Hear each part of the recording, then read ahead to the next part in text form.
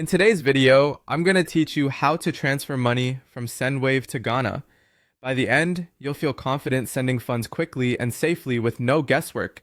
Make sure you have the Sendwave app installed, a stable internet connection, and your payment details ready. Start by opening your Sendwave app.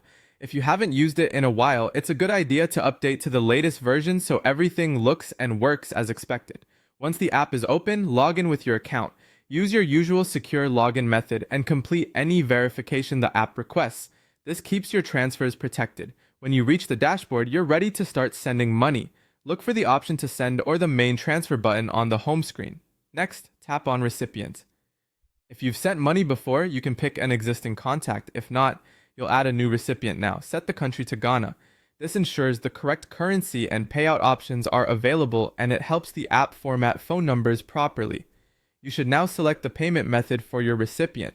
In Ghana, this typically means choosing how they'll receive the money, such as a mobile money wallet or a bank account. Pick the option your recipient prefers. Enter the recipient's full name exactly as it appears on their account. Matching the name helps prevent delays. Then enter the recipient's mobile number. Make sure it's the correct Ghana number using the right format. The app will ask you to retype the mobile number. This double check prevents simple typos that can send funds to the wrong person. Tap Save to store the recipient details. This makes future transfers faster and reduces the chance of errors. Now tap Continue to Send. You'll move into the payment flow. Choose your payment method for funding the transfer. This could be a card or another supported option in your region.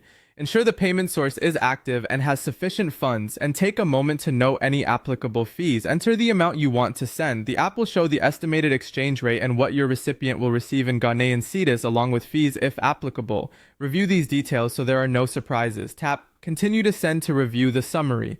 Make sure the recipient name, number, country, and amount are all correct.